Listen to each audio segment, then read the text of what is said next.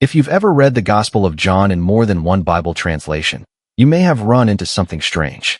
The exact same verse, translated by careful scholars working from the exact same Greek manuscripts, comes out four completely different ways.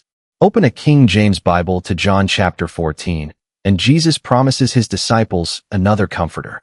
Open a modern NIV, and that same word becomes advocate.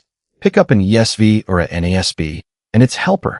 Grab an older NIV or an RSV, and it shifts again to counselor. Look at a New Jerusalem Bible, and the translators don't even attempt an English word. They just carry the Greek straight across and call it the Paraclete. Comforter, advocate, helper, counselor, Paraclete. Those are not five ways of saying the same thing. A comforter sounds like someone handing you a blanket and a cup of tea. An advocate sounds like a lawyer standing up in a courtroom. A counselor sounds like someone in an office with a box of tissues and a notepad. A helper could be almost anyone. And Paraclete sounds like translators simply gave up. So which is it? And why can't professional translators, working from identical Greek text, agree on an answer when this exact same disagreement keeps happening version after version, century after century? The Greek word behind all of this is Parakletos, and it turns out the disagreement isn't a mistake. It's a clue.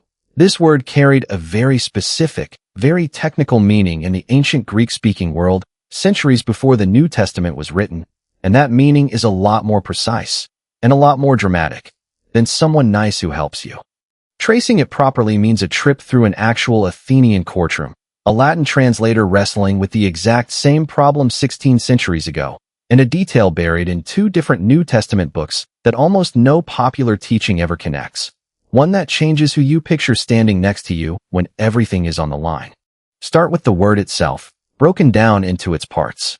Parakletos comes from two smaller Greek pieces, para, meaning beside or alongside, and kaleo, meaning to call. Put together, it literally means one called alongside, or more naturally, someone summoned to stand with you. That kaleo root shows up in other New Testament words too. The Greek word for church, ekklesia, is built the same way, ek, meaning out, plus kaleo, meaning to call, literally the called out ones. Parakletos and ekklesia are cousins. One describes a person called alongside someone else, the other describes a people called out of the world. Same root, same idea of a summons, aimed in two different directions. But someone summoned to stand with you is still vague on its own. Summoned for what exactly? To offer a hug? To fix your car? The literal etymology alone doesn't settle the argument, which is exactly why the real answer has to come from how the word was actually used by Greek speakers before any gospel writer ever picked up a pen. And when you look at how it was used, a pattern shows up fast. Parakletos was, overwhelmingly, a legal term. According to the Liddell Scott Jones lexicon, compiled by Oxford scholars in the 19th century, and still the standard reference for classical Greek used by scholars today, Parakletos describes someone called to one's aid, specifically in a law court. A pleader, a counsel for the defense, a legal assistant, an advocate. This wasn't a rare or poetic use of the word. It was the ordinary, everyday meaning in the world of Athenian civic life. The Athenian orator Demosthenes actually used the word this way in a real, dated speech. In his Oration 19, known as On the False Embassy, delivered around 343 BC, Demosthenes complains about the parakletoi, plural, a group of advocates and supporters who showed up in Athenian legal and political proceedings to speak on someone else's behalf, sometimes serving justice, sometimes just serving their own ambitions and party loyalties. That's not a stray metaphor. That's a Greek politician, nearly 4 centuries before Christ, using parakletos as an ordinary word for a specific, recognizable job people actually did inside Athenian courts. To understand why that job even existed, it helps to know something surprising about Athenian courts. There was no such thing as a professional defense lawyer. Litigants were expected, by law, to argue their own case in front of a jury of ordinary citizens. Athenian citizens weren't even permitted to hire an agent to speak for them unless they were genuinely incapable of managing their own affairs. But the system did allow one specific workaround, called a synagoros, a private supporter, usually a friend, a relative, or someone with standing in the community, who could stand up and speak on a defendant's behalf, provided he first asked the jury's permission and explained exactly why his help was needed. Maybe the defendant was too young. Maybe he wasn't a skilled public speaker. Maybe he simply needed someone the jury already trusted to vouch for him. That's the world Parakletos comes from. Not a hired professional with a law degree, but someone summoned by name, because the person on trial could not carry the moment alone and needed somebody willing to stand up in public and be counted on their side. So by the time this word shows up in the New Testament, it doesn't arrive as a blank slate. It arrives already carrying the weight of a real courtroom and a very specific kind of help. Not paid representation, but a called alongside friend stepping into a moment someone else could not face by themselves.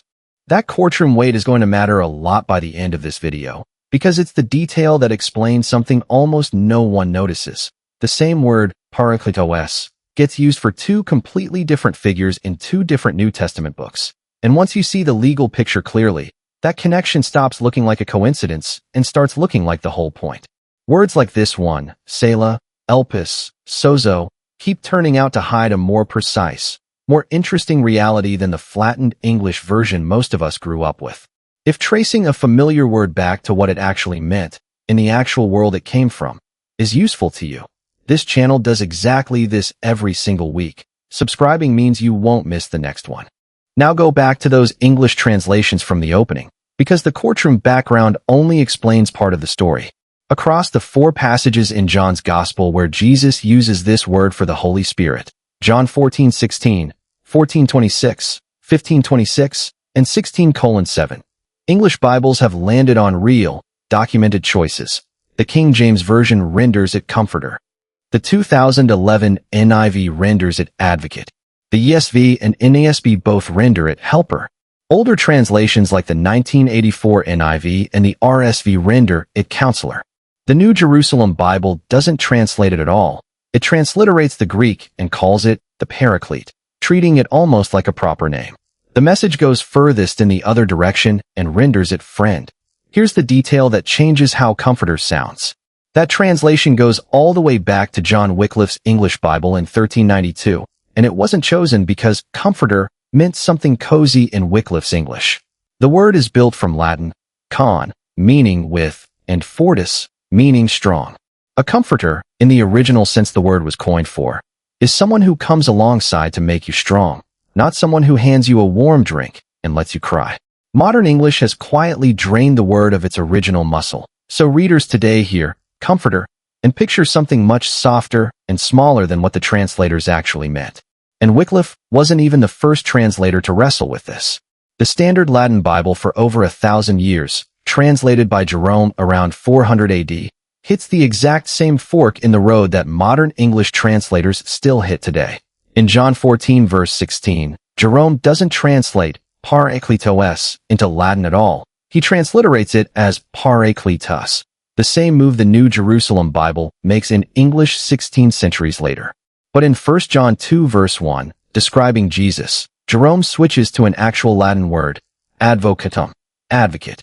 The same translator, working on the same underlying Greek word, made 2 different choices depending on which figure the word was describing. That's not a 4th century mistake. That's the first recorded evidence that this word has never sat still in translation, in any language, for the entire history of the church. There's one more piece hiding in plain sight.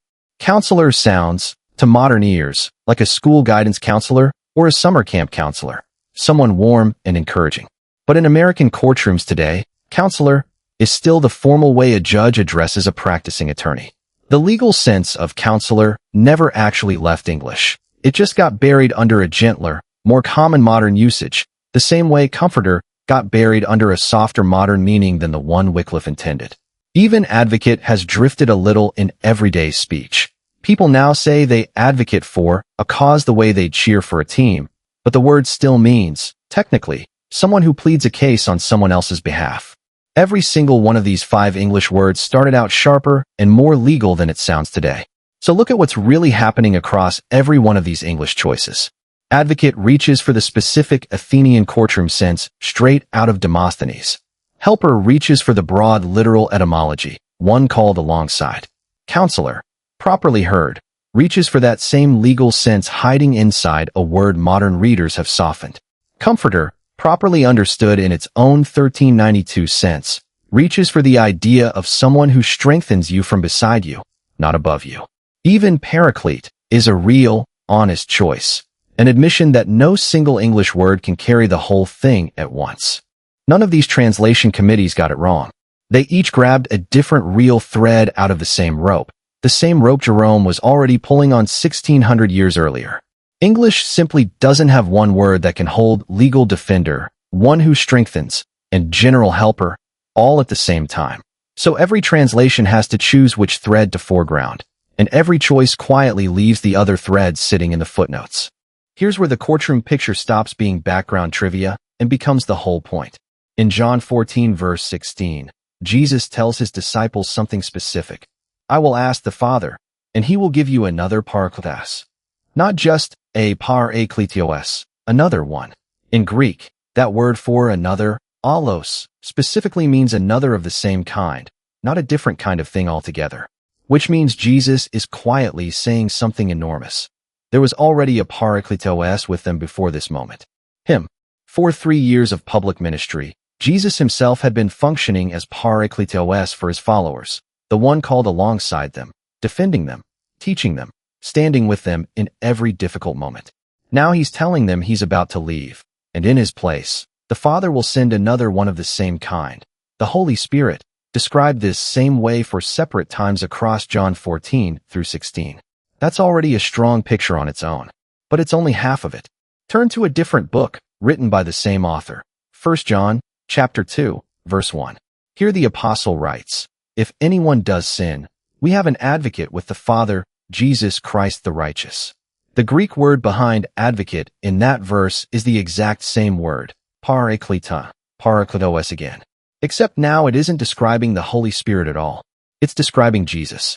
Put the two passages side by side, and a symmetry shows up that almost no popular teaching connects. In John's Gospel, Jesus is Parakletos while he's on earth with the disciples, and when he leaves, he sends the Holy Spirit as another Parakletos to take up that same role down here. In John's letter, Jesus becomes Parakletos again, except this time the location has flipped. He's not standing beside believers on earth anymore. According to 1 John 2 verse 1, he's standing beside the Father in heaven, on their behalf, whenever they fail. Remember Jerome, translating this into Latin 16 centuries ago. He transliterated Parakletos for the Spirit in John's Gospel, but reached for advocatum, an actual courtroom word, the moment the same term described Jesus before the Father. Jerome wasn't being inconsistent. He was almost certainly reacting to exactly this shift. One Parakletos standing beside people here, another appearance of that same figure standing before a judge there. A 4th century translator sensed the change in courtroom without any commentary to guide him, just by paying close attention to where each verse placed the word. And this is exactly where the Athenian courtroom sense stops being a linguistic curiosity and starts explaining the theology. Secular Greek used parakletos for someone summoned to speak up for the accused in a real legal proceeding. According to research into ancient Jewish literature by scholars such as Marg Moksko, Jewish rabbis before the time of Christ used remarkably similar legal advocate language for a figure who pleads a sinner's case before God, appealing for mercy the way a defense advocate appeals to a judge. John, writing to readers who understood both the Greek courtroom and the Jewish picture of pleading before God, reaches for exactly this word to describe Jesus standing in that position, because that's precisely the image he means to create. So the full picture looks like this. One Parakletos, called alongside the disciples on earth, is followed by another Parakletos of the same kind, sent to continue that same work after he leaves. And that first Parakletos doesn't simply vanish. He takes up the role again in a different courtroom entirely, standing at the Father's side, representing everyone who trusts him. One word, two figures, two directions. The Spirit comes down to stand beside you here. Jesus stands beside the Father for you there. That's not 5 contradictory English guesses about a fuzzy Greek word.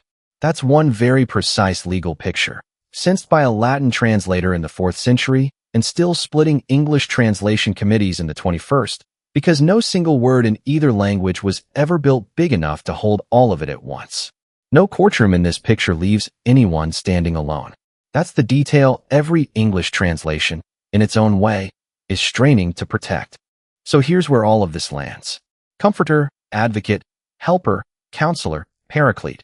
None of them are wrong, and none of them are the whole word by itself. Parakletos is a legal term for someone summoned to stand beside the accused and speak on their behalf, carried into the New Testament to describe both the Holy Spirit, sent to stand beside believers here, and Jesus himself, standing beside the Father there. A pattern careful readers have been sensing since at least the 4th century, long before anyone had the word translation committee. Next time you read one of those 4 verses in John, or that single verse in 1 John, it might be worth mentally holding all 5 English words at once instead of picking just the one printed on your page. Comforter, advocate, helper, counselor, paraclete, because the original word was never asking you to choose. It was describing one specific kind of person, called by name, showing up on purpose, standing exactly where the trouble is. Maybe the more interesting question isn't which English word is the correct one. It's which of the 5, comforter, advocate, helper, counselor, paraclete, actually matches what it feels like to have someone called alongside you in your hardest moment. Which translation surprised you the most? Tell me in the comments. And if tracing a familiar word back to what it actually meant is something you'd like more of, subscribe for the next one. Thanks for watching.